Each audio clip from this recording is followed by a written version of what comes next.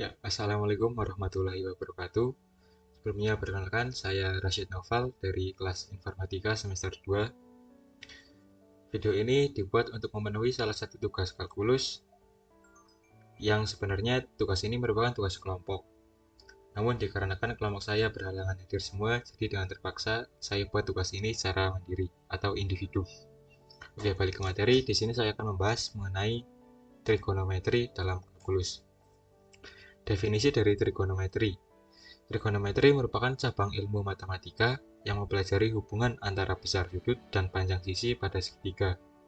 Kalau diartikan secara harfiah, trigonometri berasal dari bahasa Yunani, yaitu trigonon yang memiliki arti tiga sudut, dan metron yang memiliki arti mengukur.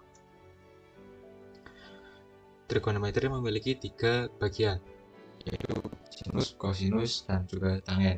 Biasanya disebut dengan sin X, cos X, dan juga tan X. Sebenarnya sama saja, cuma berbeda cara penyebutannya saja. Oke, untuk aturan trigonometri di sini banyak sekali penyebutan, namun yang paling populer di sini disebut dengan rumus desa miring, yaitu dengan penjelasan di sini. Sin alfa memiliki rumus sisi depan dibagi sisi miring, atau biasa disebut dengan rumus Demi. Kemudian cos alfa menggunakan rumus sisi samping bagi sisi miring, atau biasa dengan rumus Sami.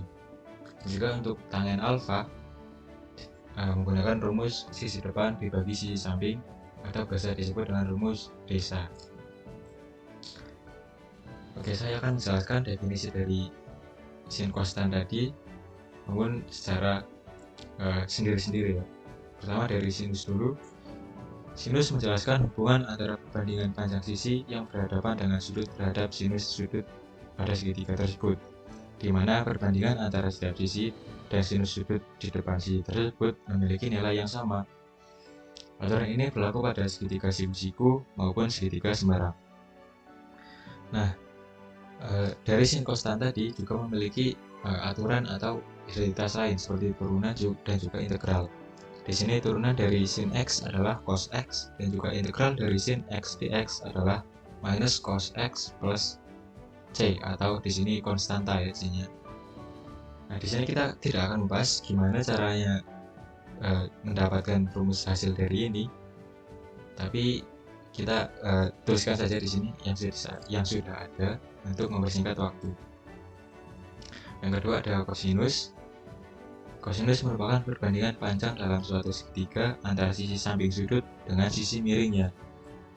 Atau dalam pengertian lain, aturan kosinus merupakan aturan yang menghubungkan antara nilai kosinus dan kuadrat panjang sisi pada salah satu sudut segitiga. Seperti sinus tadi, kosinus juga memiliki turunan, yaitu minus sin X. Jadi jika ada cos X yang perlu diturunkan, yaitu turunannya adalah minus sin X. Dan juga integral dari cos X dx adalah sin X plus C. C-nya yaitu konstanta tadi ya. Kemudian yang ketiga ada tangen. Tangen merupakan sudut X yang didefinisikan sebagai perbandingan sinus sudut tersebut. Dalam kalkulus, tangen sering digunakan dalam pemecahan persamaan diferensial dan juga analisis perubahan yang memiliki atau melibatkan perbandingan yang sangat rumit biasanya. Turunan dari tan X adalah sec kuadrat X, dan juga integral dari tan X adalah seperti ini ya. Oke, setelah kita mengetahui apa sih sin konstan itu tadi, nah sekarang kita akan bahas tentang pengaplikasian fungsi trigonometri pada dunia ya.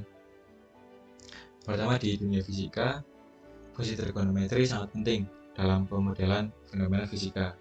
Biasanya digunakan dalam studi getaran dan juga gelombang.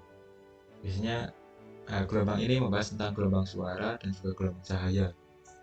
Kemudian untuk di dunia geometri, biasanya digunakan untuk menggunakan trigonometri atau teorema Pythagoras yang menghubungkan panjang sisi dalam segitiga siku dengan fungsi trigonometri ini tadi.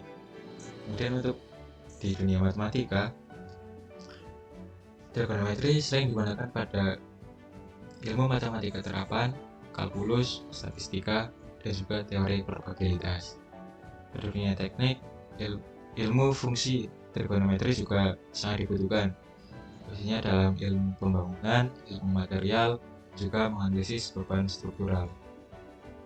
Oke, kita masuk ke contoh soal saja. Contoh soal yang pertama yaitu tentang turunan tadi. Biasanya soalnya adalah hitunglah turunan fungsi fx sama dengan sin 2x plus cos x. Nah, di sini kita tinggal ubah saja. Ini kan soalnya turunan ya. Jadi tinggal kita turunkan saja dari sin x dan juga cos x-nya. Nah, kita masukkan rumus yang tadi. Turunan dari sin x adalah cos x. Nah, sedangkan turunan dari cos x adalah minus sin x. Nah, dari rumus ini tinggal kita masukkan ke soalnya. Jadi hasilnya adalah cos 2x minus sin x, seperti itu ya. Oke, untuk soal yang kedua. Oke, di sini soalnya adalah integral ya. Hitunglah integral tak tentu dari fungsi gx sama dengan 3 sin x plus 2 cos x. Nah, di sini sama seperti turunan tadi, tapi di integral beda rumus ya. Di integral kita tinggal masukkan saja dari sin x dan juga cos x-nya. Integral dari sin x dx adalah minus cos x plus konstanta, sedangkan rumus dari cos x dx adalah sin x plus konstanta. Nah, dari kita kan sudah mendapatkan minus cos x ditambah konstanta dan juga sinus x plus konstanta. Nah, ini tinggal kita masukkan saja ke soalnya. Nah, jadi hasil dari integral tak tentu fungsi gx adalah, nah di sini dipisahkan dulu ya. Di sini kita pisahkan dulu menggunakan integral. Jadi kita bacanya seperti ini: 3 integral sin x dx ditambah 2 integral cos x dx. Nah, integral sin x ini dan juga integral cos x ini kita ubah dengan rumus ini, rumus integral.